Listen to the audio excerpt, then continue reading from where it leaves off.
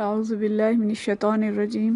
بسم اللہ الرحمن الرحیم والصلاة والسلام علی رسولہ الکریم۔ آج ہم انشاءاللہ تعالی 70واں پارہ پڑھیں گے اور اس میں سورۃ الانبیاء اور سورہ حج کا مطالعہ کریں گے۔ یہ دونوں بہت اہم صورتیں ہیں اور بہت زوردار صورتیں ہیں اگر ان پہ غور کریں۔ یہ اس دور میں نازل ہوئی تھی جب کفار کا زور بہت زیادہ تھا اور طرح طرح کے الزام نبی کریم صلی اللہ علیہ وسلم پر عائد کیے جا رہے تھے۔ کبھی آپ کو شاعر کہا جاتا تھا، کبھی یہ کہا جاتا تھا کہ ایک انسان ہے تو رسول کیسے بن گئے۔ تو سورۃ الانبیاء میں خاص طور پہ ان حالات میں تاریخ انبیاء بتائی گئی اور منصب نبوت کے بارے میں تعلیم جو ضروری تھی وہ دی گئی، اور اس دور میں جو کشمکش تھی توحید اور اہل شرک کے درمیان وہ بہت زیادہ تھی، اس لیے آخر میں نبی کریم صلی اللہ علیہ وسلم نے اللہ تعالیٰ سے فیصلہ طلب کیا ہے۔ سورۃ الانبیاء جیسے کہ اس کے نام سے ظاہر ہے کہ اس میں بہت سارے نبیوں کا تذکرہ ہے، اور اس کا جو آغاز ہے بہت ہی زبردست آیت سے ہوتا ہے۔ بسم اللہ الرحمن الرحیم۔ اقترب للناس حسابهم وهم فی غفلۃ معرضون،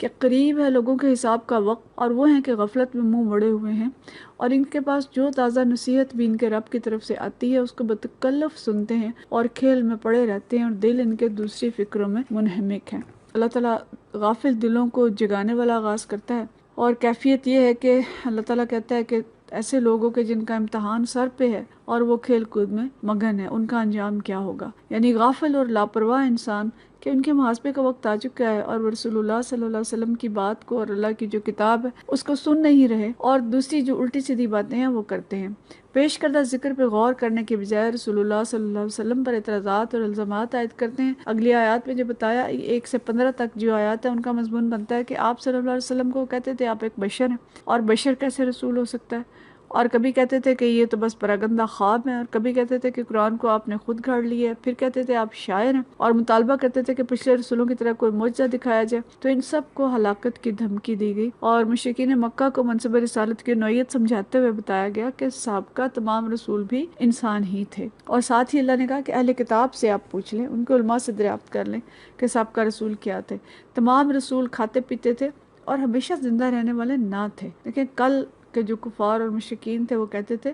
کہ بشر رسول کیسے ہو سکتا ہے، انسان رسول کیسے ہو سکتا ہے، اور آج کہا جاتا ہے کہ رسول بشر کیسے ہو سکتا ہے۔ بہرحال آمد رسول صلی اللہ علیہ وسلم سے کشمکش کا آغاز ہو جاتا ہے، اور اللہ نے یہ بتایا ہے کہ جب کشمکش شروع ہوتی ہے اللہ تعالیٰ دیکھتا ہے اس کو، اور ایمان لانے والے جو ہیں ان کو اللہ تعالیٰ بچا لیتا ہے، اور جو لوگ ایمان نہیں لاتے اور اسلام کے خلاف اللہ کی دعوت کے خلاف زیادتیاں کرتے ہیں بالآخر وہ ہلاک ہو جاتے ہیں۔ پھر ایک آیت اس میں بڑی اہم ہے، اللہ تعالیٰ فرماتے ہیں لَقَدْ أَنزَلْنَا كِتَابًا فِيهِ ذِكْرُكُمْ، کہ یہ کتاب ہم نے نازل کی ہے جس میں تمہارا ذکر ہے۔ اللہ نے کتاب نازل کی انسان سے کہا کہ اس میں تمہارا ذکر ہے، تمہارے بارے میں یہ کتاب لکھی ہے، تمہاری تخلیق کے بارے میں کہ تم کون ہو، تم کہاں سے آئے ہو، تمہاری نفسیات کیا ہے، تمہارے معاملات زندگی کیسے ہونے چاہیے، تمہاری فطرت کیا ہے، جو تم زندگی گزار رہے ہو اس میں کیا چیزیں تمہارے فائدے کی ہیں، کیا تمہارے نقصان کی ہیں، تم کہاں سے آئے ہو، تم نے کہاں جانا ہے، ہر چیز کی خبر اس کتاب کے اندر ہے، لیکن انسان اس کتاب سے منہ موڑ کے اور غفلت میں پڑا رہتا ہے۔ آیت نمبر 16 سے 29 تک توحید کا اثبات ہے اور شرک کی تردید کی گئی ہے، اور اللہ تعالیٰ نے اس حصے میں بتایا ہے کہ تخلیق کائنات کا ایک مقصد ہے، اسے کھیل تماشے کے طور پر نہیں بنایا گیا، بلکہ یہ حق اور باطل کی جنگ ہے جس کے لیے اللہ تعالیٰ نے یہ کائنات بنائی ہے، اور اللہ تعالیٰ حق کو باطل پہ دے مارے گا اور باطل مٹ جائے گا، اور دنیا کو کھیل تماشا سمجھنے والوں کے لیے تباہی ہے۔ اسی کے ساتھ ہی اگلی جو آیات ہیں اس میں فرشتوں کو خدا کی بیٹیاں سمجھنے والوں کو جواب دیا گیا، اور توحید کے عقلی دلائل جو ہیں وہ پیش کیے گئے، اور کہا گیا کہ اگر زمین کے خدا الگ الگ ہوتے زمین اور آسمان کے تو زمین و آسمان کا نظام جو ہے وہ درہم برہم ہو جاتا۔ پھر بتایا کہ ہر رسول جو ہیں وہ آ کے ایک اللہ ہی کی عبادت کی دعوت دیتے ہیں۔ آیت نمبر 30 سے 41 تک جو دلائل ہیں آیات ہیں اس میں توحید کی آفاقی دلیلیں دی گئی ہیں، یعنی زمین آسمان اور مختلف چیزیں، پہاڑ اور پانی اور چاند سورج، رات اور دن، ان سب چیزوں سے دلائل دے کے یہ ثابت کیا ہے کہ تمہارا اللہ ایک ہے، تمہارا رب ایک ہے، اور اسی کے ساتھ ساتھ رسول اللہ صلی اللہ علیہ وسلم کا مذاق اڑانے والوں کو بھی دھمکی دی گئی ہے۔ آیت نمبر 30 میں جو زمین کی تخلیق اور کائنات کی تخلیق کا منظر بتایا گیا ہے، جو بگ بینگ تھیوری جو ہے اس سے کچھ ملتا جلتا نظر آتا ہے کہ کائنات ہے وہ ایک مادہ تھی، ایک میس تھی، اور اللہ تعالیٰ نے پہلے اسے ٹکڑوں میں تقسیم کیا اور پھر اس سے مختلف ستارے اور سیارے بنائے۔ پھر منکرین قیامت کا پوچھتے تھے، اور اللہ تعالیٰ نے کہا کہ کاش انہیں معلوم ہوتا کہ دوزخ کی آگ سے نہ اپنے چہروں کو بچا سکیں گے، نہ اپنی پیٹھوں کو، اور ان کو کہیں سے امداد نہیں مل سکے گی۔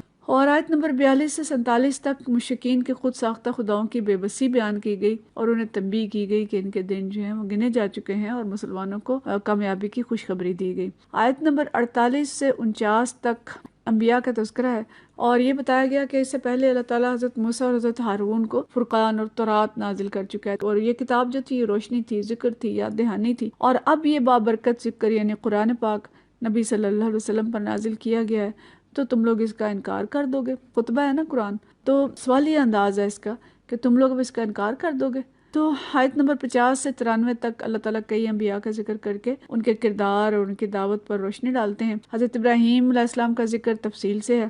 اور عقیدہ توحید کے سلسلے میں جو انہوں نے اپنی قوم سے مناظرہ کیا، اپنے باپ سے کیا، اس کا سارے کا تذکرہ ہے، اور اس کے ساتھ ہی جو انہوں نے قوم کے جو بت تھے ان کو توڑ کے، اور جب انہوں نے پوچھا کہ کس نے توڑے ہیں تو کہا اس بڑے سے پوچھو، اس نے توڑے ہوں گے، اس کو زندہ چھوڑ دیا تھا۔ تو یہ دلائل دے کے تو توحید ثابت کیا گیا ہے۔ حضرت لوط علیہ السلام کا ذکر کیا گیا کہ وہ کس طرح سے انہیں بچا لیا اللہ نے اور ان کی قوم کو تباہ کر دیا۔ حضرت داؤد اور سلیمان علیہ السلام کی جو نعمتیں دیں ان کا ذکر کیا۔ حضرت ایوب علیہ السلام کو جو تکلیف دی اور اس میں انہوں نے جو صبر کیا اس کا تذکرہ، اور ان کی دعاؤں کی قبولیت کا ذکر ہے۔ حضرت اسماعیل، حضرت ادریس، ذوالکفل سب کا تذکرہ ہے۔ حضرت یونس علیہ السلام کا تذکرہ ہے کہ جب انہوں نے مچھلی کے پیٹ سے پکارا لا الہ الا انت سبحانک انی کنت من الظالمین، کہ یہ آیت انہوں نے پڑھی اور اللہ کو پکارا تو اللہ تعالیٰ نے ان کی دعا قبول کی۔ آج بھی جب کوئی دعا اسی طرح پڑھتا ہے تو اس کی جو مشکلات ہیں وہ حل ہوتی ہیں۔ حضرت زکریا، حضرت یحییٰ علیہ السلام کا ذکر ہے، حضرت مریم علیہ السلام کا ذکر ہے۔ حاصل کلام یہ ہے کہ تمام پیغمبر بشر ہوتے ہیں، خدا نہیں ہوتے، خدائی میں شریک نہیں ہوتے، اور وہ توبہ استغفار کرتے تھے، صابر و شاکر ہوتے تھے،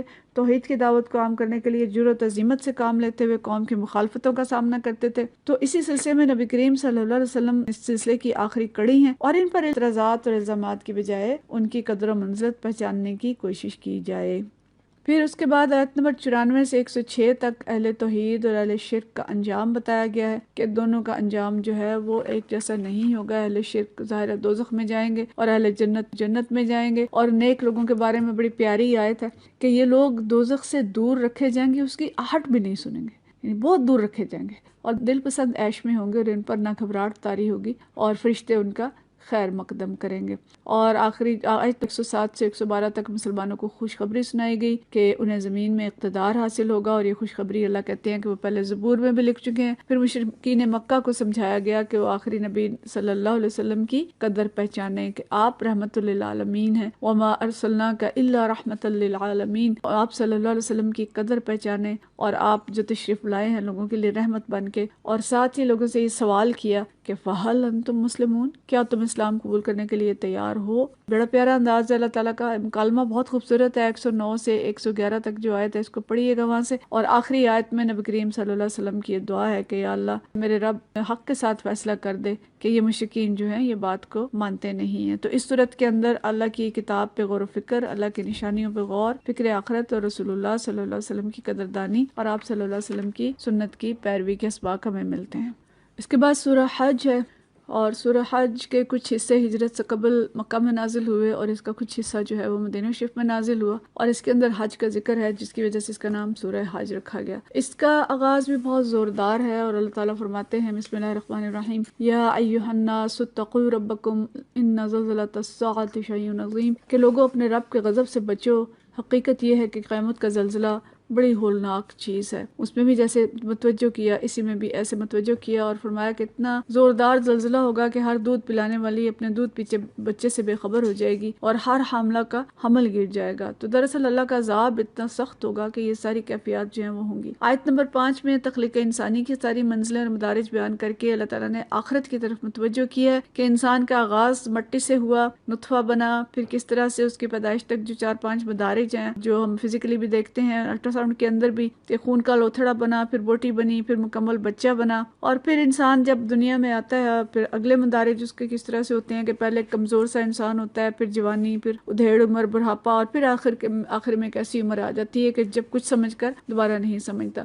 تو یہ ساری چیزیں جو اللہ تعالیٰ کہتا ہے کہ ان کے پیچھے یہ نشانی ہے کہ اسی طرح سے آخرت بھی آئے گی، اور اسی طرح اللہ تعالیٰ مردوں کو دوبارہ زندہ کرے گا۔ اور یہ مضمون جو مرنے کے بعد قبروں میں زندہ کرنے کا آیت نمبر 16 تک چلتا ہے۔ آیت نمبر 18 میں حقیقت بیان کی دی گئی ہے کہ زمین اور آسمانوں کی ہر چیز، سورج، چاند، ستارے، پہاڑ، درخت، سب اللہ کے سامنے سجدہ ریز ہوتے ہیں، اور انسانوں میں سے بھی کچھ تعداد تو اللہ کے سامنے سجدہ کرتی ہے، لیکن بہت سارے ہیں جو اس سجدے کو گراں سمجھتے ہیں، اور ان پر اللہ تعالیٰ کا عذاب ہوگا۔ بڑا سخت بیان ہے آخرت کے عذاب کا، یہ آیت نمبر 19 سے لے کے 24 تک، اور اس کو ہمیں وہاں سے ضرور پڑھنا چاہیے۔ پھر اس کے بعد نمبر 29 سے لے کے 37 تک حج، شاعر اللہ، مناسک حج اور قربانی کا تذکرہ ملتا ہے۔ حضرت ابراہیم علیہ السلام کو حکم ملا کہ وہ تعمیر کعبہ کے بعد پہاڑی پہ کھڑے ہو کے لوگوں کو حج کے لیے بلائیں، تو انہوں نے وہ آواز لگائی، اور اس کے نتیجے میں آج تک لوگ جو ہیں وہ حج کرتے ہیں اور اللہ کی پکار پہ لبیک کہتے ہیں۔ حج کے ذکر کے بعد اللہ تعالیٰ فرماتے ہیں کہ بتوں کی گندگی سے بچو، جھوٹی باتوں سے پرہیز کرو، اور یکسو ہو کر اللہ کے بندے بنو، اس کے ساتھ کسی کو شریک نہ کرو۔ جو کوئی اللہ کے ساتھ شرک کرے گا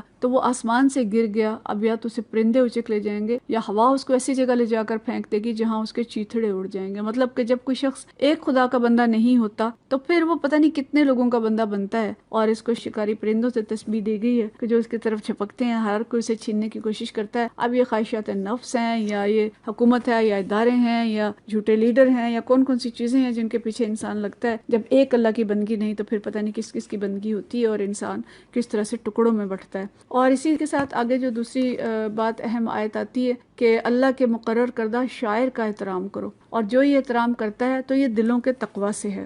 کہ شاعر اللہ کا احترام ہے۔ شاعر اللہ کے اندر بہت ساری چیزیں آتی ہیں، ان سب پہ ہمیں غور کرنا چاہیے۔ پھر اسی میں ایک آیت ہمیں ملتی ہے 36 سے لے کے 37 تک، اس میں تقوی کی اہمیت اور قدر اور قربانی کے حوالے سے گوشت کھانے اور فقراء میں تقسیم کرنے کا حکم دیا گیا ہے۔ اور یہاں پہ ہمیں جو چیز ملتی ہے کہ بشارت کن لوگوں کے لیے ہے 34 اور 35 آیت میں، کہ جو عاجزانہ روش اختیار کرتے ہیں، اللہ کا ذکر سن کے ان کے دل کانپ جاتے ہیں، مصیبت آئے تو صبر کرتے ہیں، نماز قائم کرتے ہیں، اور اللہ کی راہ میں خرچ کرتے ہیں۔